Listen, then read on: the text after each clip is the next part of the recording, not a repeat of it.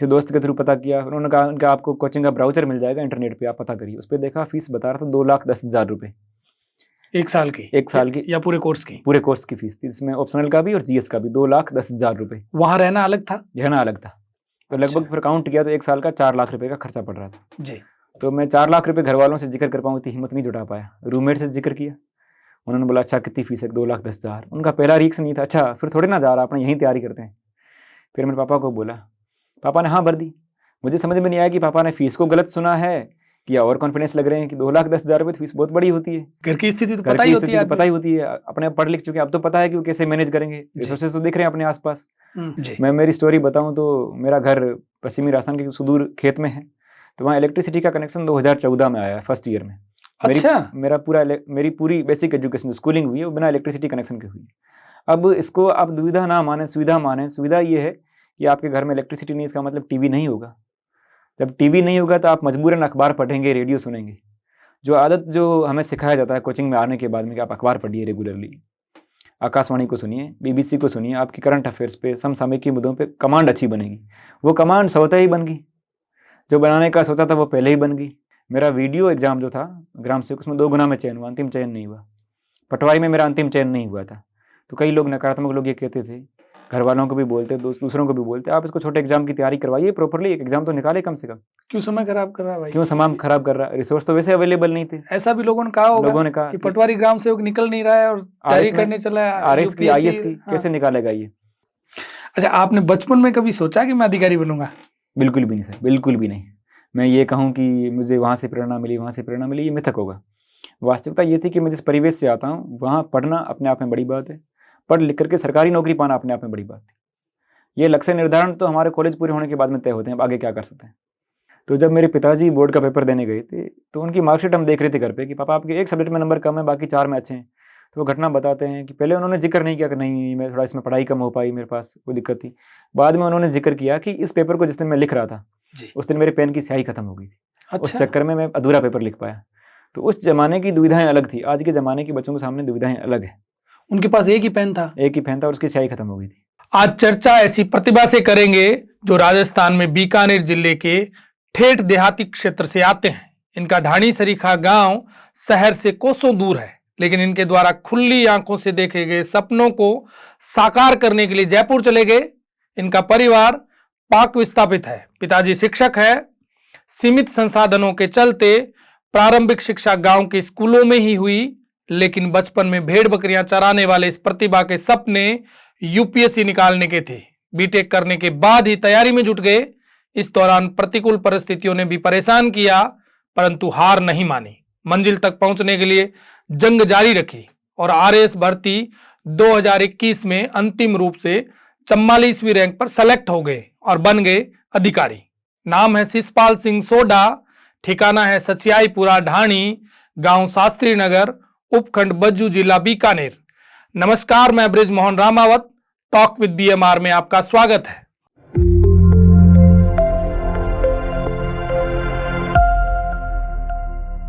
शिषपाल सिंह जी, आपका talk with BMR में बहुत बहुत स्वागत है। धन्यवाद सर। अभी आरपीएससी आरएएस 2021 का जो रिजल्ट आया है उसमें आपकी रैंक आई है 44वीं, 44 सर, है ना? Yes sir. तो मेरा जो आइडिया है, आप जनरल कैटेगरी से आते हैं? Yes sir. तो आपको आरपीएस मिलेगा? यस सर, आरपीएस मिलने की संभावना है। अच्छा शिषपाल सिंह जी, इस पर तो हम बात करेंगे। Yes sir. उससे पहले मैंने आपके बारे में जितना भी पढ़ा, मुझे ये पता चला कि आपका परिवार है वो पाक विस्थापित परिवार है। यस सर, मेरा परिवार पाकिस्तान से 1971 में माइग्रेट होकर के बाड़मेर आया था। बाड़मेर के शिव तहसील के नीमला गांव में पुनर्वास केंद्र में रहा था जी। तो मैं वहीं से शुरू करूंगा। Yes sir. कौन पिताजी आए थे आपके? सर मेरे दादाजी का परिवार आया था, जिसमें पिताजी की उम्र उस टाइम लगभग 9 वर्ष रही थी। उनका प्राइमरी एजुकेशन पाकिस्तान में हो चुकी थी जी। और उसके बाद यहाँ आए, नीमला रहे। नीमला के बाद लगभग 8-10 साल बाद बीकानेर की बज्जू तहसील में ज़मीन एलोकेट हुई, तो फिर वो परिवार वहाँ से माइग्रेट होकर यहाँ आया और यहाँ खेतों में रहा। कहाँ? बीकानेर? बीकानेर की बज्जू तहसील के चक सचियापुरा में शास्त्री नगर के पास, वहाँ ज़मीन एलोकेट हुई है, वहीं उसी खेत में रहते हैं परिवार समेत अभी भी। अच्छा, वो जमीन एलोट आपको बीकानेर में हुई, इसलिए आप यहाँ आ गए बीकानेर? Yes sir. तो ये गांव के कहाँ पड़ता है? सर ये बज्जू से 25 किलोमीटर की दूरी पे पड़ता है। बीकानेर जिला मुख्यालय से लगभग 120 किलोमीटर की दूरी पर बॉर्डर की तरफ पड़ता है। और सिव तहसील में जो नीमला गांव है, यस सर। वहां आप कब तक रहे, मतलब आपके पिताजी कब तक रहे? लगभग 8-10 साल वहाँ रहे। 1985 के अराउंड वहाँ से माइग्रेट होके यहाँ आए बीकानेर जिले में। तो पिताजी की एजुकेशन वहीं नीमला गांव में ही? हाँ, कुछ नीमला गांव में हुई, कुछ पाकिस्तान में हुई, कुछ बाड़मेर शहर में हुई। उसके बाद बीएसटीसी वगैरह पत्राचार से बीकानेर से हुई। अच्छा, उन्होंने बीएसटीसी की? बीएसटीसी की सर। तो वो पिताजी क्या करते हैं? पिताजी सर उस बीएसटीसी की वजह से 3rd ग्रेड टीचर बने और उनका 2021 में रिटायरमेंट हो गया है। अभी सेवानिवृत्त अध्यापक है। तो पिताजी वो कहानी सुनाते होंगे बाड़मेर की, जो सिव तहसील में जो शरणार्थी जहाँ रहे थे? हाँ, पिताजी भी कहानियाँ सुनाते हैं। दादी से भी खूब कहानियाँ सुनी हैं कि किस तरीके से शरणार्थी 1971 में जब वो रातों रात ये सोच के आ गए कि हम कुछ दिनों के लिए जा रहे हैं, हो सकता है हमारा वापस आना हो। बाद में पता चला कि यहाँ ये तो डिवीज़न हो चुका है, ये 2 अलग अलग देश हैं, अब उधर जाना संभव नहीं है। शरणार्थी कैंप में रहे, वहाँ जो भी व्यवस्थाएं सरकार से मिली उन्हीं को उन्होंने फ़ायदा उठाया। बाद में 1989 के अराउंड जब नागरिकता मिली तब बीकानेर आकर के बस गए। तो उस समय आपकी दादी साहब भी बातें बताती है, कहानियां सुनाती हैं, पिताजी भी सुनाते हैं, तो उस समय का दौर उन्होंने कैसे गुजारा? थोड़ा कठिन दौर था, पर बेशक उस समय पूरे पश्चिमी राजस्थान में सुविधाएं उपलब्ध थी नहीं, तो उन्होंने इसको इतना सीरियस नहीं लिया। उन्होंने माना कि हाँ, यहाँ दुविधाएं रहेगी कुछ समय तक के लिए। नहरी क्षेत्र तो था, तो नहरें बाद में आई, पहले पानी की दिक्कत रही। जो तंबू सरकार ने लगाए थे उन्हीं में उनकी स्कूलें चला करती थी। मेरे मार्गदर्शन का केंद्र भी पिताजी की कहानी रही है, तंबू मेरी पहली पाठशाला, जब वो तंबू में पढ़ा करते थे। अच्छा, तो पिताजी की तंबू मेरी पाठशाला कहानी पिताजी ने लिखी है? हाँ, पिताजी राजस्थानी और हिंदी के साहित्यकार हैं। उनकी पहली हिंदी की किताब थी शिक्षा की सार्वभौमिकता, उसका एक चैप्टर है तंबू मेरी पहली पाठशाला। अच्छा, क्या लिखा है उन्होंने उसमें? उस कहानी में वो कोई घटना का जिक्र करते हैं कि कोई चिट्ठी गुजराती में आई थी, उन्हें गुजराती पढ़ना आता था, जो उन्होंने चिट्ठी सुनानी नहीं चाहिए थी पर उन्होंने घर में पढ़ करके सुना दी थी। और जिसमें किसी पापा जी के ननिहाल में किसी का देहांत हो गया था। तब उन्हें सीख मिली कि हर चीज़ जो पढ़ी हुई होती है वो हर जगह नहीं बतानी होती है, किसी ज्ञान को कहाँ उपयोग करना है वो उससे पता चलता है। अच्छा, उस समय दूरभाष वगैरह तो ये होता नहीं था, तो चिट्ठियाँ आती थी हाँ। और चिट्ठी के थ्रू मैसेज आता था। मैसेज आता था। गाँव में कोई पढ़ा लिखा लड़का होता उसको बोलते आप पढ़ करके सुनाओ, आप पढ़ रहे हैं। तो उसके थ्रू पढ़ के सुनानी नहीं है। हाँ, कहानी का मोटा मोटी सार यही था। हाँ। अच्छा, आपकी एजुकेशन फिर कहाँ हुई? सर मेरी एजुकेशन कक्षा 1 से 5 तक घर के पास में राजकीय प्राथमिक विद्यालय तक 1 GM 68 आरडी सचियापुरा वहाँ से हुई। उसके बाद की स्कूलिंग हुई राजकीय उच्च प्राथमिक विद्यालय शास्त्री नगर, जो मेरे गांव घर से 4 किलोमीटर की दूरी पे पड़ता है। उसके बाद मैं बज्जू आया, वहाँ से 8वीं से 10वीं तक करी। 11वीं 12वीं मैंने आदर्श स्कूल तिलक नगर बीकानेर से करी। उसके बाद मैंने बीटेक किया मैकेनिकल में जयपुर से राजधानी इंजीनियरिंग कॉलेज से। अच्छा, मीडियम क्या रहा आपका? मीडियम मेरा इसमें अपने RPSC में इंग्लिश मीडियम रहा, पर मेरी पूरी बेसिक एजुकेशन जो स्कूलिंग हुई है वो हिंदी मीडियम में हुई। मैं परिवार के बारे में और जानना चाहूँगा। Yes sir. वहाँ क्योंकि एकदम अभी भी जो आपका गांव है वो बिल्कुल पाकिस्तान बॉर्डर के पास है। Yes sir. तो वहाँ से बीकानेर आकर के पढ़ना, यस सर, ये भी अपने आप में एक चैलेंजिंग है। Yes sir. तो ये पिताजी ने कहा या घर में किसी और ने कहा कि नहीं आपको पढ़ना है? पिताजी ने जो अपनी जीवन यात्रा को देखा था तो उन्हें लग रहा था कि ये दुविधाएं जब भी दूर होगी जब बच्चे पढ़ेंगे, लिखेंगे, आगे बढ़ेंगे। क्योंकि आसपास के वातावरण में रोजगार के संसाधन तो उपलब्ध है ही नहीं आज भी पश्चिमी राजस्थान में। तो उन्होंने ये तो तय कर रखा था कि मुझे पढ़ाना है किसी भी हालत में। मुझे एक एग्जाम्पल याद आता, जब मैं 11वीं में पढ़ता था बीकानेर जी, तो मेरे मंथली खर्चा स्कूल का, कोचिंग का, ट्यूशन का, हॉस्टल का मिलाकर के 11,000 रुपये पड़ता था। और उस जमाने में पापा की सैलरी थी 19,000 रुपये। हम 2 भाई, 11,000 रुपये मेरा खर्चा, 5-6 हज़ार भाई का खर्चा, बचा हुआ 3,000 हमें एडजस्ट कर लूँगा। तो उससे सीखने को मिलता है कि कुछ दुविधाएं ये सांसारिक नहीं है, कुछ समय के लिए। यदि उनको ढंग से जी लिया जाए उन दुविधाओं को भी, तो आगे सुविधाएं दिखती है। तो माँ बाप कितना अपने आप में उसको सैक्रिफाइस करते हैं अपने सपने कि सारा खर्चा तो आप भाइयों पे लगा दिया। भाई को ही लगा दिया। उसके अलावा भी परिवार है, घर की ज़रूरतें हैं जी। तो उनसे यही सीखने को मिलता है कि पढ़ाई जो है एक बहुत बड़ा हथियार है। वास्तव में ये जुआ है आज के ज़माने में, रिस्क लेना पड़ता है पढ़ाई में। यदि पर बड़े स्तर पर यदि लगातार कोशिश की जाए तो हम इसको रीपे भी कर सकते हैं। भाई क्या करते हैं? सर शिक्षा विभाग में LDC है, अभी 2019 में उनकी पोस्टिंग हुई। उनकी पोस्टिंग के बाद तो कुछ ठीक हो गया? हाँ, ये पहले क्लियर था कि हम दोनों भाई तैयारी कर रहे थे, तो ये तय था कि दोनों में से दोनों का लक्ष्य एक है सरकारी नौकरी को पाना। आज भी ग्रामीण क्षेत्र में यही है कि सरकारी नौकरी पा ली मतलब आप गंगा नहा लिए हैं, आगे बड़ी नौकरी का सोचना ही नहीं है, बड़े एग्जाम के बारे में सोचना ही नहीं है। बड़े भाई का सिलेक्शन हुआ, उसके बाद ये परिवार को तय हो गया था कि जब एक लगा है दूसरा भी लगेगा, अब क्यों ना बड़ा ट्राई किया जाए। उनकी ज्वाइनिंग के बाद मैंने ये यूपीएससी आरपीएससी से एग्जाम्स के बारे में सोचा। अच्छा, उससे पहले वही क्रिस्टल क्लियर मेरे भी दिमाग में यही था कि मुझे एग्जाम देना है, लगना है। 2018 एलडीसी का पेपर था, उसमें मैंने पेपर भी दिया, टाइपिंग भी दी, फाइनल सिलेक्शन नहीं हुआ। दुख तो हुआ था कि सिलेक्शन नहीं हो रहा, फिर बाद में पता चला कि कुछ चीज़ें अच्छे के लिए होती है। तो आपने 19 के बाद तय किया कि मुझे कुछ हाँ, बड़ा ट्राई करना है। जून 2019 के बाद उससे पहले तो गवर्नमेंट जॉब लगा। गवर्नमेंट जॉब पहली प्रायोरिटी थी किसी भी हालत में। बीटेक कब हुई आपकी? 2018 में पूरी हुई थी। तो फिर आपने यूपीएससी ट्राई की? मैंने प्लान तो पहले आरपीएससी का किया, 3-4 महीने आरपीएससी की तैयारी की, फिर पता चला कि आरपीएससी की वैकेंसी डिले होती है, 18 की जा चुकी थी, अगली वैकेंसी 2 या 3 साल में आएगी और मेरे पास टाइम था। तो मैंने 8-9 महीने यूपीएससी की तैयारी को कंटिन्यू रखा और उसके बाद जैसे आरपीएससी का नोटिफिकेशन आउट हुआ, मैं जयपुर आया और मैं जयपुर में लगातार तैयारी करता रहा। अच्छा, तो यूपीएससी के लिए दिल्ली गए आप? 8-9 महीने के लिए मैं दिल्ली रहा। तो वहाँ सेल्फ स्टडी करी या कोई कोचिंग ली आपने? कोचिंग इंस्टीट्यूट मैंने ज्वाइन कर रखा था वहाँ पे साथ में, और सेल्फ स्टडी भी कर रहा था। तो फिर वहाँ दिल्ली जाने के बाद में जो फीस का मैनेजमेंट है, हाँ, वो आसानी से हो गया? इतना आसान तो नहीं रहा कि जब मैंने घर पे बात घर वालों को बोला मुझे कोचिंग करनी, घर वालों ने लगा हाँ कोचिंग करेगा, सामान्य फीस होगी, कर लेगा, पहले भी करता आया कोचिंग है। तो मेरे को भी मन में था कि मैं कोचिंग जाऊँगा और फीस आसानी से मिल जाएगी और कर लूँगा। फीस का मुझे पता नहीं था कितनी फीस लगती। किसी दोस्त के थ्रू पता किया, उन्होंने कहा उनका आपको कोचिंग का ब्राउचर मिल जाएगा इंटरनेट पे, आप पता करिए। उस पर देखा फीस बता रहा था 2,10,000 रुपये। एक साल की? एक साल की या पूरे कोर्स की? पूरे कोर्स की फीस थी, जिसमें ऑप्शनल का भी और जीएस का भी 2,10,000 रुपये। वहाँ रहना अलग था? रहना अलग था। तो लगभग फिर काउंट किया तो 1 साल का 4 लाख रुपए का खर्चा पड़ रहा था जी। तो मैं 4 लाख रुपए घर वालों से जिक्र कर पाऊँ इतनी हिम्मत नहीं जुटा पाया। रूममेट से जिक्र किया, उन्होंने बोला अच्छा कितनी फीस है? 2,10,000। उनका पहला रिएक्शन नहीं था अच्छा फिर थोड़े ना जा रहा, अपने यहीं तैयारी करते हैं। फिर मैंने पापा को बोला, पापा ने हाँ भर दी। मुझे समझ में नहीं आया कि पापा ने फीस को गलत सुना है कि और कॉन्फिडेंस लग रहे हैं कि 2,10,000 रुपये फीस बहुत बड़ी होती है। घर की स्थिति तो घर पता की ही होती स्थिति है, तो पता ही होती है, अपने पढ़ लिख चुके हैं, अब तो पता है कि वो कैसे मैनेज करेंगे, रिसोर्सेज तो दिख रहे हैं अपने आसपास। और प्रॉपर्टी भी देखें तो 2,10,000 की नजर नहीं आ रही। पश्चिमी राजस्थान में जमीन की क्या मूल्य है? कोई मूल्य नहीं था। उसके अलावा की प्रॉपर्टी भी नहीं कि कुछ खिसका के पढ़ा लें, वो भी संभव नहीं था। फिर बाद में मुझे पता चला कि 3-4 महीने बाद कि पर्सनल लोन ले रहे थे उन्होंने, उसमें 2 लाख की अमाउंट बढ़ा दी थी। अच्छा, तो वो मैनेज हो गया उससे। पर्सनल लोन लेकर के आपकी फीस दी कोचिंग। फिर आपने आरपीएससी की तैयारी तैयारी की। की। जब दिल्ली छोड़ा हाँ। तो पिताजी ने कहा नहीं यार इतनी बड़ी फीस दे दी और अब वहां से छोड़ करके जयपुर आ रहा है? सर पिताजी चाहते नहीं थे कि मैं दिल्ली छोड़ूं, मैं लगातार आईएएस की तैयारी करूं, वो यही चाहते थे। परंतु दुविधा ये थी कि पूरा विश्व कोविड से जूझ रहा था।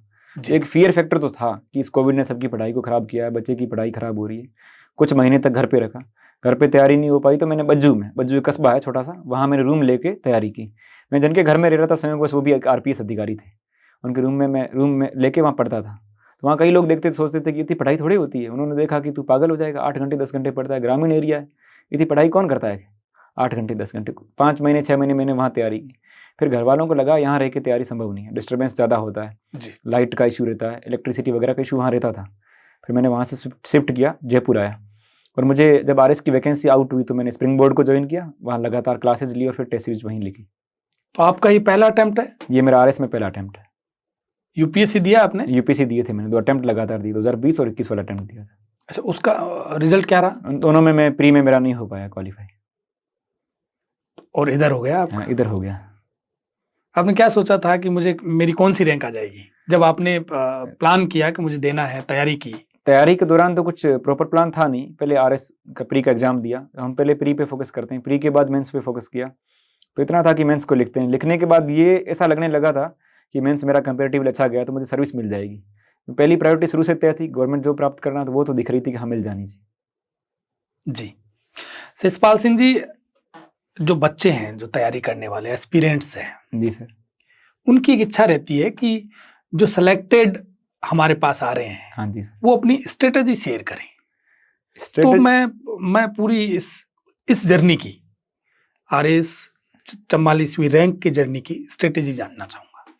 जी सर, स्ट्रेटजी मैं ऐसा मानता हूँ कि कुछ चीज़ें देवी कृपा मानिए, ईश्वरीय कृपा मानिए कि स्ट्रेटजी तय होती है, स्ट्रेटजी हमें आगे लेके जाती है संयोगवश। मैं मेरी स्टोरी बताऊँ तो मेरा घर पश्चिमी राजस्थान के सुदूर खेत में है, तो वहाँ इलेक्ट्रिसिटी का कनेक्शन 2014 में आया है, फर्स्ट ईयर में। अच्छा। मेरी पूरी बेसिक एजुकेशन स्कूलिंग हुई है वो बिना इलेक्ट्रिसिटी कनेक्शन के हुई है। अब इसको आप दुविधा ना माने, सुविधा माने। सुविधा ये है कि आपके घर में इलेक्ट्रिसिटी नहीं, इसका मतलब टीवी नहीं होगा। जब टीवी नहीं होगा तो आप मजबूरन अखबार पढ़ेंगे, रेडियो सुनेंगे। जो आदत जो हमें सिखाया जाता है कोचिंग में आने के बाद में कि आप अखबार पढ़िए रेगुलरली, आकाशवाणी को सुनिए, बीबीसी को सुनिए, आपकी करंट अफेयर्स पे, समसामयिक मुद्दों पे कमांड अच्छी बनेगी। वो कमांड स्वतः ही बन गई, जो बनाने का सोचा था वो पहले ही बन गई, उसमें आपको कुछ एक्स्ट्रा करना ही एक्स्ट्रा नहीं करने पड़ा। की जरूरत नहीं पड़ी। अब कई लोग पूछते हैं कि आपकी तैयारी को तो कम टाइम हुआ है, कम टाइम में आप इतना अच्छा कैसे कर लेते हैं? मैं उनको बताता हूं मैं 20 साल से तैयारी कर रहा हूँ। जिस जमाने में आप मूवीज देख रहे थे, आप आउटर एक्टिविटीज कर रहे थे, उस जमाने में मुझे वो करने का मौका नहीं मिला, तो मुझे तैयारी करने का मौका मिला। मुझे जहाँ तक याद है मैं 4 या 5 साल की उम्र से अखबार पढ़ रहा हूँ। अब 20 साल तक मैंने अखबार पढ़ा तो काफ़ी फैक्ट मुझे डायरेक्ट याद रहते हैं। मुझे कहीं एग्जाम्पल कोट करना हो सर तो मुझे दिक्कत नहीं आती है। कोई किसी एग्जाम्पल को कोट करता है, अच्छा उस टाइम की घटना आती है तो मुझे रिकॉल हो जाती है, हाँ उस टाइम ऐसा कुछ हुआ था। तो वो सामान्य फ़ायदा मिलता है। तो यही है कि ये सुविधाएं उपलब्ध हैं तो ठीक है, नहीं है तो इनको एक उपलब्ध अवसर बनाइए। जी। अखबार, रेडियो और उसके अलावा समसामयिकी के जो मुद्दे हैं इन पे कमांड बनाना जरूरी है। मैंने सर ये पाया है कि जो बच्चे पत्रकारिता में, जर्नलिज्म में, मीडिया से, इन चीज़ों में जो एक्टिव अपने आप को जोड़ के रखते हैं ना, जिनकी इनमें रुचि होती है कि आगे इनमें जाना है, वो इनमें आरएस या यूपीएससी एग्जाम अपने आप अच्छा कर जाते हैं। क्रिएटिविटी क्या होती है कि वो लिखना भी जानते हैं, बोलना भी जानते हैं, उनका इनमें इंटरेस्ट है। जी। तो ये इंटरेस्ट आगे काफ़ी काम आता है हमें एज ए स्ट्रेटजी। और बाकी जो बेसिक बुक है उनको पढ़ते रहना अच्छा है। मैं तो ये मानता हूँ कि कई बार आपके संपर्क के जो लोग हैं वो मोटिवेट करते हैं। मेरे पिताजी साहित्यकार रहे तो पिताजी के संपर्क में कई पत्रकार लोग, साहित्यकार लोग रहे। उनसे मुझे ये सीखने को मिला कि जो चीज़ें वो लिख रहे हैं मेहनत करके, समय नहीं है, समय अभाव है। एक तृतीय श्रेणी अध्यापक है, एक वकालत करता हुआ व्यक्ति, उसके पास समय नहीं है, फिर भी वो वक्त निकाल करके लिख रहा है। जब वो 60-62 साल की उम्र में 10 घंटे 15 घंटे लिख सकता है, मेहनत कर सकता है, अपन तो युवा हैं, पढ़ने लिखने में तो कोई जोर आता नहीं, सबसे आसान काम माना गया ये। अच्छा, आपके उस समय लाइट नहीं थी और अखबार आता था? हाँ, अखबार सर पहली बस आती थी तो बज्जू से खजवाला जाया करती थी, जी। उस बस में अखबार आया करता था। अखबार बस का टाइमिंग बदलता रहा है, कभी 9:15 बजे 9:30 बजे वाला रूट रहा, कभी वो रूट कैंसिल हुआ, दोपहर में 2:30 बजे पहली बस आया करती, उसमें अखबार आता था। उस अखबार के लिए हमें चाहे आधा घंटा रोड पे खड़ा रहना पड़े, हम खड़े रहते थे, पर अखबार के बिना नहीं मानते, अखबार तो पढ़ना ही है। फिर आप जयपुर आ गए, तो अब ये तो स्ट्रेटेजी थी कि ऊपर वाले ने एक डेस्टिनी तय डेस्टिनी कर तय रखी। कर दी। उसके बाद में आपने क्या स्ट्रेटेजी अपनाई? मैंने वही है कि बेसिक बुक को फॉलो किया, मैंने कोचिंग को ज्वाइन किया। ये अब कोचिंग ज्वाइन करना नहीं करना, ये कई बच्चे पूछते हैं, ये व्यक्ति दर व्यक्ति निर्भर करता है। आपको लगता है कि आपकी अच्छी कमांड है बेसिक जी। सब्जेक्ट पे तो आप कोचिंग भले मत ज्वाइन करिए, पर आप चाहते हैं कि थोड़ी आसान प्रक्रिया हो जाए। अब कोचिंग में क्या होता है, वही जो अपने लिए घर वाले करते हैं, घर वाले हर सुविधा अपने लिए आसानी से उपलब्ध करवाते हैं, वही कोचिंग इंडस्ट्री क्या करती है, सब्जेक्ट के ऊपर अपनी कमांड को आसानी से बना देती है। अब उसका फ़ायदा मिल रहा है तो लीजिए। उसके बाद एक्स्ट्रा करने के लिए बहुत कुछ है। आप बेसिक बुक को अच्छा करिए, अखबार को पढ़िए लगातार करंट अफेयर से अपडेट रहिए, अपना जो सब्जेक्ट उस पर कमांड बनाइए, क्योंकि हर व्यक्ति हर सब्जेक्ट में स्ट्रॉन्ग नहीं होता। अब आर्ट्स के बच्चे बोलते हैं हमारी साइंस वीक है, अरे आपकी हिस्ट्री स्ट्रॉन्ग है, जियोग्राफी स्ट्रॉन्ग है, पॉलिटी स्ट्रॉन्ग है, साइंस वाले बच्चों को तो शुरू करनी पड़ेगी। साइंस वाले के लिए साइंस स्ट्रॉन्ग है, तो डेस्टिनी ने सिलेबस ऐसा बनाया कि हर बच्चे के लिए कुछ ना कुछ। जी। कॉमर्स वालों के लिए कुछ सब्जेक्ट ऐड किए गए, तो ये हमें सोचना ही नहीं है कि हमें क्या करना है। लो वाले पूछते हैं उनके लिए लो ऐड किया गया है, लैंग्वेज ऐड की गई है, हिंदी मीडियम वालों के लिए हिंदी लैंग्वेज ऐड की गई, इंग्लिश वालों के लिए इंग्लिश लैंग्वेज ऐड करी गई है। जी। तो ये स्ट्रेटजी आसान है कि आप किसी भी कोचिंग इंडस्ट्री को फॉलो कर रहे हैं, उस कोचिंग को फॉलो करिए। उसके बाद एक्स्ट्रा टाइम में आप क्या करिए, अखबार को पढ़िए, करंट अफेयर को अपडेट रखिए, अपने सर्किल को अच्छा रखिए। मैं जो पहले जिक्र कर रहा था कि जो मेरा सर्किल था वो अच्छा था, पॉजिटिव सर्किल था। रिजल्ट कब कैसा आएगा ये पता नहीं होता। मेरा वीडियो एग्जाम जो था ग्राम सेवक, उसमें 2 गुना में चयन हुआ, अंतिम चयन नहीं हुआ। पटवारी में मेरा अंतिम चयन नहीं हुआ था। तो कई लोग नकारात्मक लोग ये कहते थे, घर वालों को भी बोलते, दूसरों को भी बोलते, आप इसको छोटे एग्जाम की तैयारी करवाइए प्रॉपरली, एक एग्जाम तो निकाले कम से कम। क्यों समय खराब कर रहा है भाई? क्यों समय खराब कर रहा है, रिसोर्स तो वैसे अवेलेबल नहीं थे। ऐसा भी लोगों ने कहा होगा लोगों ने कहा कि पटवारी ग्राम सेवक निकल नहीं रहा है और तैयारी करने चला है आरएस की, आईएएस की, हाँ। कैसे निकालेगा ये। तो इसका मतलब यही है कि मैं बच्चों से बार बार यही कहता हूँ, कुछ पेपरों की स्ट्रेटजी अलग होती है। आरएस व आईएएस का एग्जाम लिखित पेपर होता है, वो ऑब्जेक्टिव पेपर होते हैं। किसी की कमांड याद करने में होगी, किसी की लिखने में होगी। कोई फैक्ट को याद कर रहा है अच्छे से, तो अच्छे से फैक्ट को याद करके वो रिमेंबर करके आसानी से हल कर पा रहा होगा, जो ओएमआर बेस्ड पेपर होते हैं। कुछ पेपर जहाँ लिखना होता है, तो आरएस तो लिखित पेपर होता है, आपकी कमांड लिखने में हो। जिनकी लिखने में कमांड है वो आईएएस व आरएस जैसे पेपरों को जरूर ट्राई करें। अच्छा, करंट अफेयर्स अखबारों के अलावा आपने कहाँ से पढ़ा? मैं मैगजीन को भी रेगुलरली फॉलो करता हूँ। कई कोचिंग इंडस्ट्रीज की अच्छी मैगजीन आती है, जैसे दृष्टि आईएएस है उसकी अच्छी मैगजीन आती है, विजन आईएएस की अच्छी मैगजीन आती है। स्प्रिंग बोर्ड वाले लगातार क्लासेज लेते हैं करंट अफेयर्स के लिए यूट्यूब पे, उनको फॉलो कर सकते हैं। अच्छा, तो आपने वहाँ से भी ली? हाँ, मैं करंट अफेयर के लिए साफ-साफ हर बच्चे को बोलता हूँ कि हर कोचिंग करंट अफेयर को यूट्यूब पे फ्री ऑफ कॉस्ट अवेलेबल करवाती है। किसी भी कोचिंग इंडस्ट्री का कोई भी कंटेंट जो यूट्यूब पे फ्री ऑफ कॉस्ट अवेलेबल है, हमें उनको यूज़ करना चाहिए। क्योंकि कंटेंट को यूज़ करने में कोई दो राय नहीं। ज्ञान कहीं से भी मिले, हमें लेना चाहिए। तो अदर सब्जेक्ट कहाँ से पढ़े आपने? कौन से कोई विशेष राइटर को चुना या रैंडम जिस इंस्टीट्यूट से तैयारी करी उसी इंस्टीट्यूट की किताबें मैंने पढ़ी? इंस्टीट्यूट के नोट्स के अलावा जो स्टैंडर्ड बुक्स थी उनको ज़रूर फॉलो किया। जैसे पॉलिटिकली लक्ष्मीकांत है। जी। राजस्थान बोर्ड की 9वीं और 10वीं की किताबें जो होती हैं, ज़्यादातर क्वेश्चन वहीं से फ्रेम होते हैं। राजस्थान बोर्ड की? राजस्थान बोर्ड की। हम्म। और कुछ एनसीईआरटी की बुक्स है। जैसे कल्चर के लिए फाइन आर्ट की किताब आती है। ज्योग्राफी के लिए 11th की फंडामेंटल ज्योग्राफी की बुक आती है। तो ये बेसिक बुक्स है जहाँ से क्वेश्चन फ्रेम भी होते हैं और आंसर भी वहीं से बनते हैं। तो आपने मेंस निकाल लिया। Yes sir. इंटरव्यू के लिए अपने आप को कैसे तैयार किया? आपने कोई मॉक इंटरव्यू दिया या कैसे तैयारी की इसकी? पहले तो मैं ये जिक्र करना चाहूँगा कि इंटरव्यू के लिए तो मैं अच्छा कैंडिडेट नहीं हूँ, क्योंकि मेरी रिटन में रैंक 4 थी। इंटरव्यू में मेरे 43 मार्क्स हैं। तो अच्छा, रिटन में आप 4 रैंक 4th रैंक है पूरे राजस्थान में मेरी। और इंटरव्यू में मेरे 43 मार्क्स हैं। तो मुझे लगता है कि जहाँ तक कि जैसी मुझे इंटरव्यू की तैयारी करनी चाहिए थी ईमानदारी से, उतनी मैं नहीं कर पाया। जो एक संवैधानिक संस्था ने जज किया वो बिल्कुल गलत जज नहीं किया होगा उन्होंने कहीं ना कहीं मेरे कॉन्फिडेंस को आंका है। तो कहीं ना कहीं वो कॉन्फिडेंस में मेरी तैयारी में कमी रही है जी। तो मैं मानता हूँ कि इंटरव्यू के लिए और बेहतर किया जा सकता था मेरी तरफ से। और बाकी आगे जो युवा तैयारी कर उनको भी मैं यही कहूँगा कि इंटरव्यू के लिए आप लगातार अपडेट रखें अपने आप को करंट अफेयर से और कॉन्फिडेंस बिल्ड करें। मुझे ये लगा था कि मेरे कम नंबर होने की वजह एक कॉन्फिडेंस रह सकता है। तो आपने क्या इसकी कोई विशेष तैयारी नहीं करी? कोई मॉक इंटरव्यू दिया कि नहीं दिया आपने? मैंने कई मॉक इंटरव्यू दिए थे सर, पर बेसिकली मैं जो रूरल बैकग्राउंड से आता हूँ, हम्बल बैकग्राउंड से आता हूँ, तो as compare to other students जो ऑलरेडी सर्विस में, उतना हम कॉन्फिडेंस बिल्ड नहीं कर पाते। इसका एक बड़ा कारण ये मान सकते हैं कि आप रूरल बैकग्राउंड से आते हो, इसलिए आपको नंबर वहाँ कम मिले होंगे। रूरल बैकग्राउंड के आने की वजह से कम मिलना कोई ज़रूरी नहीं है, पर कई बार रूरल बैकग्राउंड के बच्चे अपने आप को इन्फीरियर मान लेते हैं। होता है कि मैंने उस दिन अपने आप को इन्फीरियर मान लिया। ऑलरेडी कोई सर्विस में है, आरएसएस एग्जाम है जहाँ आरपीएस आरटीएस वो भी दोबारा एग्जाम दे रहे हैं एसडीएम बनने के लिए। जी। आप उनसे कॉम्पीट कर रहे हैं तो आपको मान के चलना पड़ेगा, उनका कॉन्फिडेंस हाई है।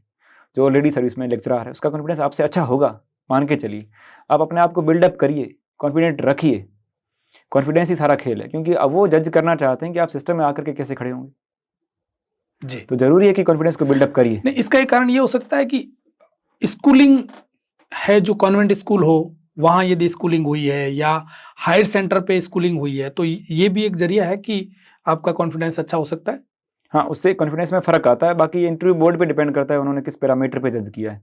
ऑब्वियसली कई बार देखो अपने मन में भी तय होता है, अपने किसी से मिलें कि वो बच्चा आईआईटीएन पास आउट है, जी। कोई एनआईटीएन पास आउट है, कोई बहुत बड़े कॉन्वेंट स्कूल से पढ़ा है, तो अपने उसके मन के मन में अवधारणा होती है कि यार ये बच्चा ब्रिलियंट रहा होगा सर, अपने मान के चलते हैं। अच्छा, पहले से ही मान लेते हैं। तो उससे भी वो इंटरव्यू बोर्ड भी ऐसा कई बार वो मान लेते होंगे कि अच्छा ये कॉन्वेंट स्कूल का बच्चा है, आईआईटीएन है, एनआईटीएन है, और अपने बैकग्राउंड में वो ऑब्वियसली चीज़ें दिखेगी नहीं। जब वो बैकग्राउंड वैसा ही जैसा है वैसा ही देखेगा। इसका एक कारण ये भी हो सकता है कि जब मार्कशीट देखता है, अच्छा ये तो 10वीं बज्जू से करी है, ये तो अच्छा एक नॉर्मल सी स्कूल से 12th करी है, तो वो एक जज करने का एक तरीका हो सकता है। वो इंटरव्यू बोर्ड पे डिपेंड करता है सर। पर ये सफलता का कोई मायना नहीं रखता। बिल्कुल मायने नहीं रखता। मैं ये मानता हूँ कि जज करने का जो पैटर्न आरएस में वो 900 नंबर का, 800 नंबर आपके रिटर्न में, आप वहाँ इतना बेहतर करिए कि इंटरव्यू ज़्यादा इम्पैक्ट नहीं डाल पाए आपकी रैंक के ऊपर। ये इसका बड़ा उदाहरण आप है।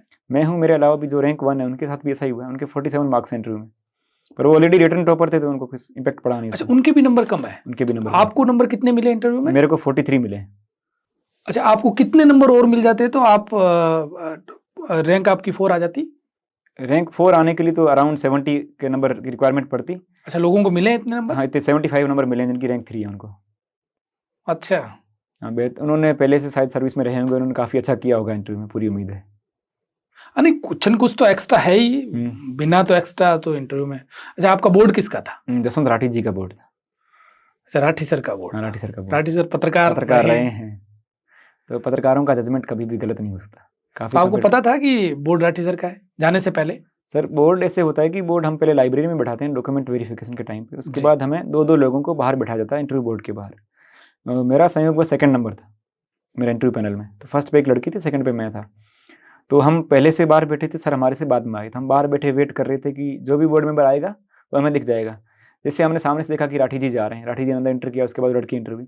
तो होता है कि राठी जी के नाम से मुझे थोड़ा वो कॉन्फिडेंस डाउन हो गया कि पत्रकार महोदय थोड़ा खींचेंगे। तो कई बार होता है कि अपना दिन ना हो, कॉन्फिडेंस बिल्डअप नहीं हो पाया वो। अच्छा, आपके मन में ये आ गया था पहले ही? थोड़ा फियर फैक्टर था। तो एक ये मैसेज है कि कभी भी आपको ये फियर फैक्टर, हाँ, जजमेंटल नहीं बनना है बच्चे को। आपका किसी का भी इंटरव्यू बोर्ड हो, वो आपको जज करने के लिए वहाँ बैठे हैं। उनका तो रात दिन का काम यही है। वो तो चाहते हैं कि अच्छे सिविल सर्वेंट सामने आए, उनका रेगुलर का काम है। आप अपने आप को जज मत करिए। किसी का भी इंटरव्यू बोर्ड हो, आप वहाँ जा करके बेझिझक इंटरव्यू दे के आएँ। हमारे एक साथी हैं रैंक 20 पे सजल शेखावत, अपने यहाँ टॉक विद BMR में वो पहले आ चुके हैं जी। उन्होंने इस घटना का जिक्र किया था कि मैं जब वहाँ इंटरव्यू देने गई तो मुझे पता नहीं था किसका बोर्ड था। इंटरव्यू देकर मैं बाद में बाहर आई, पता चला राठी जी का बोर्ड था। तो बड़ा वो अच्छा आराम रहा, से दिया। हाँ अच्छा रहा कि मुझे पहले पता नहीं था, अदरवाइज मैं अपने आप को कॉन्फिडेंस को डाउन कर लेती। तो कई बार बेटर होता है कि इन चीज़ों पर फोकस नहीं करें। कैसा पेपर आता है, कैसा बोर्ड आता है, वो सबके लिए, हर एक अभ्यर्थी के लिए जी। चीज़ें ट्रांसपेरेंट है। तो ये आपको यदि पता नहीं होता या आप जजमेंटल वहां नहीं होते तो हो सकता है आपकी रैंक और और अच्छी अच्छी होती। आती। आपको उन्होंने मतलब जाते ही क्या पूछा? जैसे मेरी एंट्री हुई तो राठी सर सामने, उन्होंने मेरी तरफ एक बार देखा और फिर पूछा कि अच्छा आपकी 10th 12th और ये बीटेक यहाँ से हुई है। मैंने हाँ कन्फर्म किया। फिर उन्होंने पूछा आपका बीटेक में जो कॉलेज था वो प्राइवेट था कि गवर्नमेंट था? मैंने कहा मेरा प्राइवेट कॉलेज था। अच्छा, फिर उन्होंने पूछा इसके अलावा भी आपने एग्जाम दिए होंगे? मैंने कहा हाँ मैं सारे एग्जाम दे रहा हूँ, मेरा मूल मकसद पहले सरकारी नौकरी को पाना है। तो कौन कौन से एग्जाम दिए? मैंने जिक्र किया पटवारी का एग्जाम दिया, मैंने वीडियो का एग्जाम दिया। फिर उनका अगला क्वेश्चन था अच्छा में क्या रिजल्ट रहा? सर मैं पटवारी में तो मेरा नहीं हुआ, वीडियो में मेरा 2 गुना हुआ था, पर अंतिम चयन नहीं हुआ। हो सकता है कि ये चीज़ें मेरे अगेंस्ट गई हो कि छोटे एग्जाम में ना हो पाना, फिर इस एग्जाम को ये कैसे कम्पीट करके आया है। तो माइंडसेट कई बार हो जाता है कि उस हिसाब से हो गया हो। जी। तो ये 2-3 चीजें आपके अगेंस्ट गई। अगेंस्ट गई, मुझे ऐसा लगता है। बाहर आने के बाद आपने सोचा होगा कि मैं ये नहीं बोलता तो ठीक तो रहता। बेटर रहता। पर फिर बाद में यूं भी लगा कि नहीं झूठ तो बोलना ही नहीं, नहीं था। झूठ नहीं बोलना चाहिए। जितना है आप ईमानदारी से रहिए, क्योंकि जो आपके सामने इंटरव्यू लेने के लिए बैठे हैं ना, वो डेली 30 से 40 लोगों का इंटरव्यू ले रहे हैं। उनकी उम्र निकल गई इंटरव्यू लेते हुए, उन्होंने हज़ारों लोगों को सामने से देखा है। झूठ तो कतई नहीं बोलना है। जितना है अपने आप की ईमानदारी से रखिए। जो आपकी मेहनत है वो कहीं नहीं जाने वाली। कुछ चीज़ें आपके हाथ में नहीं होती। रिटर्न में अच्छे मार्क्स हैं, हो सकता है इंटरव्यू में ना हो, हो सकता है रिटर्न में थोड़े कम रहते, इंटरव्यू में मिल जाते। तो ये तो सिस्टम का पार्ट है। आप इसको एक्सेप्ट करिए और तैयारी करते रहिए। और किस टाइप के सवाल थे उनके? इसके अलावा मैंने मैकेनिकल इंजीनियरिंग की थी, तो उन्होंने ईवी के बारे में पूछा था, इलेक्ट्रिक व्हीकल और इसकी पॉलिसी के बारे में। इंजन के बारे में क्वेश्चन थे, एसआई इंजन के बारे में था, सीआई इंजन के बारे में था। इसके अलावा जो पैनल मेंबर्स थे उन्होंने एक्स्ट्रा क्वेश्चन पूछे, जैसे एसडीएम रहते हुए आपके महिलाओं के लिए आपकी प्रायोरिटीज क्या रहेगी, आपकी हॉबी क्रिकेट है तो क्रिकेट के बारे में कुछ क्वेश्चन थे, फोक म्यूजिक के बारे में कुछ क्वेश्चन रहे थे। सिचुएशनल हाँ, सवाल एक थे। क्वेश्चन सिचुएशनल था जिसमें आपको एज ए एसडीएम महिलाओं के लिए आप क्या करेंगे, उसमें मेरे को कंडीशन दी गई थी कि आप एक पर्टिकुलर एरिया के एसडीएम हैं। क्या था वो सवाल, पूरा बताओ। पूरा सवाल सर ये था कि आप किसी एरिया के एसडीएम हैं और आपको वुमेन लेड डेवलपमेंट करना है, तो वो डेवलपमेंट के लिए आप क्या प्रयास करेंगे। तो मैंने सर से परमिशन मांगी थी कि सर मैं ये मान के चल रहा हूँ मेरी पोस्टिंग राजस्थान में है, पर राजस्थान विस्तृत है, मुझे एक एरिया स्पेसिफिक कीजिए आप। जी। यहाँ डेजर्ट भी है, डेजर्ट की अलग समस्याएं हैं, पहाड़ी क्षेत्र की अलग समस्याएं हैं, मैदानी क्षेत्र की अलग समस्याएं हैं, हाड़ौती बेल्ट की अलग समस्याएं, ट्राइबल एरिया जो उदयपुर के आसपास का वहाँ की अलग समस्याएं। उन्होंने फिर क्रॉस क्वेश्चन किया आप कहाँ के रहने वाले हैं? मैंने इतना ही जिक्र किया कि मैं वेस्टर्न राजस्थान का रहने वाला हूँ, तो आप अपने आप को वहाँ का एसडीएम मान लीजिए। तो मैंने सुदूर पश्चिमी राजस्थान का क्षेत्र जहाँ से मैं बिलोंग करता हूँ वहाँ से मानते हुए मैंने निष्कर्ष निकाला कि यहाँ पर्दा प्रथा और मोबिलिटी बड़ा इशू है। मोबिलिटी का सेंस ये है कि यहाँ पे आने जाने के साधन उपलब्ध नहीं है महिलाओं के लिए, एक जगह से दूसरी जगह ट्रांसपोर्ट करने के लिए, और इसके अलावा पर्दा प्रथा की वजह से महिलाएं घर से बाहर आकर के काम नहीं करती। सामाजिक समस्याएं भी, आर्थिक समस्या भी है। उन्होंने इसका हल पूछा, मैंने कहा सिंपल सा सर हल यही है कि यदि स्किल डेवलपमेंट किया जाए, रोजगार उनके घर तक पहुँचाया जाए तो बेहतर हल होगा। जैसे कई संगठन हैं जो महिलाओं को कसीदाकारी सिखाने का काम करते हैं, जी। सिलाई का काम सिखाने का काम करते हैं। ये काम घर बैठे महिलाएं कर सकती है। जैसे रुमा देवी जो अपना जो फाउंडेशन चला रही है वो इसी क्षेत्र में काम कर रही है, बाड़मेर वाले। तो ये ऐसा काम होता है कि महिलाएं घर बैठे रोजगार भी प्राप्त कर लेती है, उनको पढ़ने लिखने को भी मिल जाता है। साथ में पढ़ने लिखने के लिए डिस्टेंस लर्निंग के प्रोग्राम चलाए जा रहे हैं। ऐसा ही एक स्कूल खुला है कनौई जैसलमेर में, वो भी यही कार्य कर रहा है महिलाओं की शिक्षा के लिए। तो इसका सिंपल सा सोल्यूशन यही है कि स्कूल कॉलेज को उनके घर तक पहुँचाया जाए, स्किल को उनके घर तक पहुँचाया जाए, ताकि वो एजुकेटेड हो जाएं। एजुकेटेड होने से उनकी जो सोशल समस्याएं हैं, पर्दा प्रथा वगैरह, वो खत्म हो जाएगी। जब ये बैरियर टूट जाएंगे तो अपने आप आगे इंप्रूवमेंट होगा। आपका इंटरव्यू खत्म हुआ तो एक्चुअली क्या चेहरे के हाव भाव से पता चल जाता है कि ये मेरे को कहाँ तक देख रहे हैं या मुझे कितने नंबर मिलने वाले हैं। सर, तो आपने क्या फील किया? ये मुझे थोड़ा ये फील हुआ था कि मुझे नर्वसनेस थी, थोड़ा इंटरव्यू बोर्ड में नंबर कम मिलेंगे, ये मुझे आइडिया था। और वही हुआ। इतने कम मिलेंगे इसकी उम्मीद नहीं थी। कुछ चीज़ें होती है, जैसे मेरे रिटर्न में मुझे उम्मीद नहीं थी कि मैं तो ऐसा कर पाऊंगा, पहली बार लिख रहा था तो मुझे आइडिया नहीं था मार्किंग कैसे होती है, और वही हुआ। उधर इंटरव्यू में भी यही हुआ कि मैं उम्मीद नहीं कर रहा था कम मिलेंगे। तो कुछ चीज़ें डेस्टिनी में तय होती है, अपने को निष्पक्ष होकर के तैयारी करनी चाहिए। कहाँ कितने मिलेंगे ये तय नहीं होता। अच्छा, आपने बचपन में कभी सोचा कि मैं अधिकारी बनूंगा? बिल्कुल भी नहीं सर, बिल्कुल भी नहीं। मैं ये कहूँ कि मुझे वहाँ से प्रेरणा मिली, वहाँ से प्रेरणा मिली, ये मिथक होगा। वास्तविकता ये थी कि मैं जिस परिवेश से आता हूँ, वहाँ पढ़ना अपने आप में बड़ी बात है। पढ़ लिख करके सरकारी नौकरी पाना अपने आप में बड़ी बात है। ये लक्ष्य निर्धारण तो हमारे कॉलेज पूरे होने के बाद में तय होते हैं, अब आगे क्या कर सकते हैं। ग्रामीण परिवेश का बच्चा 1 या 2 साल की सोच रख पाता है, लंबी सोच नहीं रखता वो। उसको पता है कि सीमित संसाधन उपलब्ध हैं। कल को कभी कोई घटना घटती, उसका पढ़ाई छूट जाए। जी। तो ये तय नहीं था पहले से, ये कॉलेज के बाद तय किया कि मुझे अब आगे क्या करना है। नहीं, आपने इस टाइप के जॉब की, अधिकारी के माहौल की, आपने जब बज्जू आए, बीकानेर आए, तब देखा तो होगा कि नहीं यार इस आदमी का तो ठीक रुतबा है। हाँ देखा, पर वो बीकानेर आने के बाद पता चला, क्योंकि मूलतः मैं बज्जू के एरिया से बिलोंग करता हूँ। बज्जू में एसडीएम ऑफिस उस टाइम थी नहीं, ये बात बहुत बाद में खुली। मैं तब तैयारी चालू करना, तब उससे पहले उपखंड नहीं था, तो एसडीएम ऑफिस तो कभी देखी नहीं थी। तहसीलदार साहब का जिक्र होता था, पर तहसीलदार साहब कोलायत में बैठा करते थे, उप तहसील रहा करती थी बज्जू उस जमाने में। तो अधिकारियों को देखने का कभी वक्त मिला नहीं। ये अधिकारी गण मैंने जयपुर आकर के देखे अधिकतर, या बीकानेर आकर के देखे। फिर आपने तय कर लिया कि नहीं अब तो मुझे कुछ अब करना मुझे है। कुछ करना है। ये तो माने तो 2019 के बाद ही हुआ, जब भाई 2019 की जॉब लग गई कि LDC ठीक की। है अब मेरा फाइनेंशियल कोई दिक्कत है नहीं, मैं हाँ। 2-4 साल पढ़ूं, यही थी बात। हाँ, मूलतः यही कि भाई का एलडीसी में सिलेक्शन हो गया, उनको ज्वाइनिंग मिल गई है कि अब परिवार में कम से कम स्टेबिलिटी आ जाएगी इकोनॉमिकली, अब मैं आराम से पढ़ सकता हूँ। अच्छा, आपका परिवार पाकिस्तान विस्थापित परिवार है, यस सर। पाक विस्थापित। फिर अभी भी आप पाकिस्तान बॉर्डर के पास ही रहते हैं, बिल्कुल गांव डाणी में रहते हो। Yes sir. मैं बचपन की कोई घटनाएं जानना चाहूंगा आपसे जो बहुत ही अलग रही हो। अभी यूं याद आती होगी आपको कि यार वो भी एक समय था, अब मैं अधिकारी बनने जा रहा हूँ। खूब घटना है, जैसे बचपन में हम बकरियां चराया करते थे, उसकी खूब घटना है। बताओ। एक घटना मुझे याद आती है कि हमारा नहरी एरिया है, नहाने का खूब शौक हुआ करता था, पर घर वाले नहाने नहीं दिया करते थे नहरों में जा करके। रिस्क रहता है कि बच्चे हैं, तैराकी नहीं आती, कोई डूब ना जाए, कोई दिक्कत ना हो जाए। तो हम बकरियां चराने इसी बहाने जाते थे कि बकरियां चराने जाएंगे तो नहाने को मिल जाएगा। बकरियों के बहाने चले जाएंगे, 3 घंटे 4 घंटे नहा लेंगे, और उस बहाने नहरों में नहा भी लेंगे, अदरवाइज घर वाले नहाने नहीं देंगे। एक दिन क्या घटना घटी कि हम बकरियां चरा रहे थे, हम बकरियों को छोड़ करके नहाने लग गए। बकरियां मूलतः क्या होता है कि जो भी पशु होता है वो एक समय के बाद लौट करके घर आ जाता है, कभी भी नोटिस करें तो। तो बकरियां लौट करके घर आ गई। अब घर वाले सोच रहे हैं बच्चे कहाँ रहेगी, बकरियां तो आ गई, और हम नहाने में मशगूल थे। और नहाते नहाते मिट्टी जो थी, कीचड़ जो था, हम उसको उछाल रहे थे। पास में से कोई गाड़ी निकली, इस पर कीचड़ डाल दिया। गाड़ी वाले को पता चला कि किसी ने कीचड़ डाला है। उसने क्या किया कि अधिकतर बच्चे जो कपड़े बाहर उतार के गए थे, आधों के कपड़े छुपा दिए। अब बच्चे घर जाएं तो जाएं कैसे? ऐसे हास्यास्पद वाकया हुआ उस जमाने में कि आज भी बच्चे याद करते हैं कि अब नहाने जाएंगे तो पूरी सिक्योरिटी रखेंगे कि नहाना कैसे। और घर वाले आपको ढूंढते होंगे। घर वाले ढूंढ रहे हैं, बकरियां घर पे पहुंच गई। फिर ढूंढते ढूंढते घर वालों को पता चला कि नहा रहे हैं। खूब पिटाई होती थी बचपन में, पर धीरे धीरे सीखते गए चीजें कि क्या गलत है क्या सही है। प्रसाद तो मदर से, पिताजी से, हाँ। सबसे मिला होगा। खूब मिलता रहा। ये आजकल शहरों में नहीं मिलता। आजकल नहीं मिलता, पहले तो स्कूल में मिलता था। स्कूल में भी मिलता था। मुझे एक वाकया मैं अभी रिकॉल कर पा रहा हूँ, जब आप मार्गदर्शन में पूछ रहे थे तो उसके बारे में। तो जब मेरे पिताजी बोर्ड का पेपर देने गए थे, तो उनकी मार्कशीट हम देख रहे थे घर पे कि पापा आपके एक सब्जेक्ट में नंबर कम है, बाकी 4 में अच्छे हैं। तो वो घटना बताते हैं कि पहले उन्होंने जिक्र नहीं किया कि नहीं मैं थोड़ा इसमें पढ़ाई कम हो पाई, मेरे पास कोई दिक्कत थी। बाद में उन्होंने जिक्र किया कि इस पेपर को जिस दिन मैं लिख रहा था, उस दिन मेरे पेन की स्याही खत्म हो गई थी। अच्छा। उस चक्कर में मैं अधूरा पेपर लिख पाया। तो उस जमाने की दुविधाएं अलग थी, आज के ज़माने के बच्चों के सामने दुविधाएं अलग है। उनके पास एक ही पेन था। एक ही पेन था और उसकी स्याही खत्म हो गई थी, तो वो पूरा पेपर नहीं कर पाए थे। तो ऐसी घटनाएं हमें यही सिखाती है कि हम लगातार संघर्ष करते रहें तो कोई दिक्कत नहीं आती है। अब तो संसाधन उपलब्ध हो गए, सोशल मीडिया की मौजूदगी है, मीडिया से कंटेंट अवेलेबल होता है, डिजिटल मीडिया पे कंटेंट अवेलेबल है। हाँ, पहले कंटेंट भी नहीं था। कंटेंट का नहीं था, कंटेंट का बहुत इशू था। अब जब पेन ही नहीं था तो अब सोचो कंटेंट कहाँ से मिलता। आज के ज़माने में मोबाइल लैपटॉप में सब कुछ उपलब्ध है, आप सुदूर इलाके में भी रह के तैयारी कर सकते हैं। पहले स्कूलिंग में दुविधाएं ये थी कि 80-90 बच्चों का नामांकन होता था सर, और उस जमाने में एक शिक्षक हुआ करता जी। अब विद्यालय जहाँ से मेरी स्कूलिंग हुई कक्षा 1 से 5, उसकी बिल्डिंग कक्षा 4 में बनी है। यानी 3 साल उनको एक छपरे में पढ़ाना था, जो घास फूस का बना हुआ छपरा। वहाँ 80 बच्चों को कंट्रोल करना, 40 बच्चों को कंट्रोल करना, कभी 50 बच्चे हैं, तो मुश्किल रहता था टीचर्स के लिए। तो वहाँ डिसिप्लिन की रिक्वायरमेंट थोड़ी ज़्यादा थी। अच्छा, आपकी स्कूलिंग जो शुरू की थी वो छप्पर में हुई है? Yes sir. तो वहाँ पिटाई हुई है आपकी कभी? कहाँ, कभी कभार हुआ करती थी, जब बदमाशियाँ करते, शैतानी करते। पर वैसे मैं पढ़ाई में ठीक रहा, तो थोड़ी पढ़ाई की वजह से पिटाई कम हुई।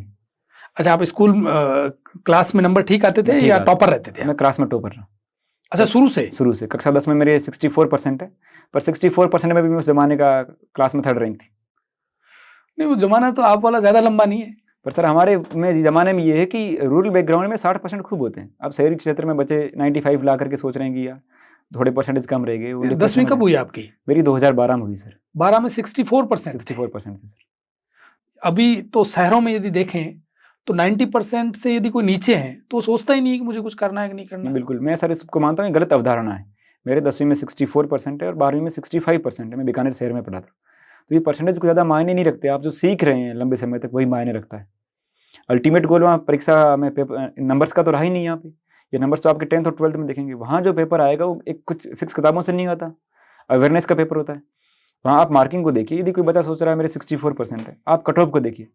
कभी भी आरएस की कट ऑफ 40-42% से ऊपर नहीं रहती।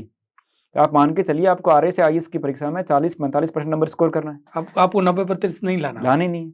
मेरे खुद के 48% अराउंड आरएस मेंस में, और जी। मेरी 4th रैंक है रिटर्न में। जिनके टॉपर्स हैं उनके 55% अराउंड, ऐसा कुछ आइडिया निकल के आ रहा है। तो 55% आप नंबर ला रहे हैं इन पेपरों में, तो आप टॉपर हैं, रैंक 1 है आपकी। तो आपको 90-92% का तो सोचना ही नहीं है वहाँ। तो आजकल के तो पेरेंट्स, बच्चा घर आता है एग्जाम का जब कार्ड लेके, तो उसमें होता है 85%। वो कहता है क्या नंबर लाए, पड़ोसी के तो 90 आए हैं। मैं मानता हूँ ये गलत अवधारणा है, बच्चों पे मेंटल प्रेशर जो बनाया जा रहा है ये गलत है। बच्चा 85% ला रहा है, मीन्स उसने 85% स्कोर किया, अपने आप में बहुत बड़ा स्कोर है। 2-4% ही तो कम रह गए हैं टॉप करने से, अदरवाइज वो टॉप कर लेता। परसेंटेज मायने रखते ही नहीं ना। एक ज़माने के बाद जब जाएंगे सिस्टम में तो वहाँ परसेंटेज की कोई वैल्यू नहीं है। जी। वहाँ डिसिप्लिन की वैल्यू है, वैल्यूज़ की वैल्यू है, अवेयरनेस की वैल्यू है। जो अवेयरनेस में अच्छा करता है वो अच्छा करता है। सामान्यतः देखने को यही मिलता है, जो बच्चे एवरेज रहे हैं स्कूलिंग में वही बच्चे आगे जाकर काफ़ी अच्छा करते हैं।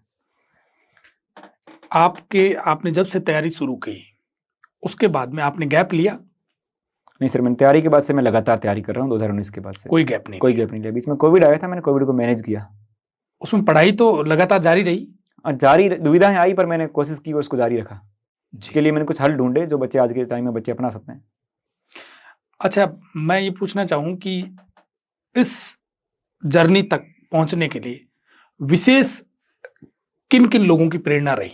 आपके प्रेरणा स्रोत क्या है? प्रेरणा स्रोत मेरे लिए पहला मेरा परिवार रहा, जिसने हिम्मत की और मुझे पढ़ने के लिए बाहर भेजा। जी। जब मैं जयपुर जिससे शहर में पहुंचा तो मैं मेरे क्षेत्र का पहला व्यक्ति था जो जयपुर गया है पढ़ाई के लिए, पूरे एरिया का? पूरे एरिया का, जो हमारे पाक स्थापित परिवारों में। अच्छा। 2014 की बात है। 2014 काफ़ी पहले का समय है आज के हिसाब से देखा जाए तो। हम्म। ये अपने आप में बहुत बड़ी प्रेरणा थी। परिवार जब इस कदर आपका साथ दे रहा हो सामान्य परिस्थितियों में, इससे बड़ी प्रेरणा की कोई जरूरत आपको नहीं पड़ेगी। तो अभी आसपास के लोग पढ़ रहे हैं कि नहीं पढ़ रहे? अभी भी पढ़ रहे हैं पर उतना पढ़ाई नहीं पहुंच पाई है। जब से मेरा रिजल्ट आया तो एक अलग से अवेयरनेस आई है।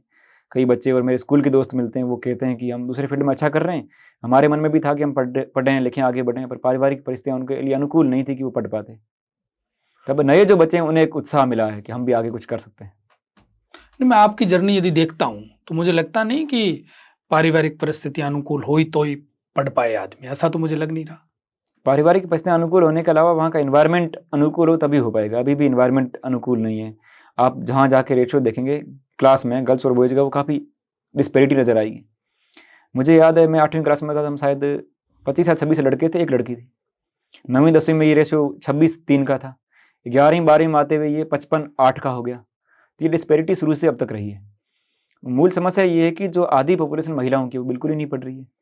बड़ी समस्या वही है। इसके पीछे वजह ये है कि जो रूरल बैकग्राउंड है वहाँ पर्दा प्रथा जैसी समस्या आज भी उजागर है। बचपन में विवाह हो जाते हैं, बाल विवाह वगैरह जैसी समस्याएं ये चीजें शहर में अब कम हो रही अब कम हो गई, रूरल में अभी भी ज़्यादा है। कंपैरेटिव तो कम हुई है पहले से, पर है अभी भी है, स्थापित है। तो शिषपाल सिंह जी, आप हमारे यहाँ पधारे, आपका बहुत बहुत आभार, धन्यवाद। धन्यवाद। Talk with BM.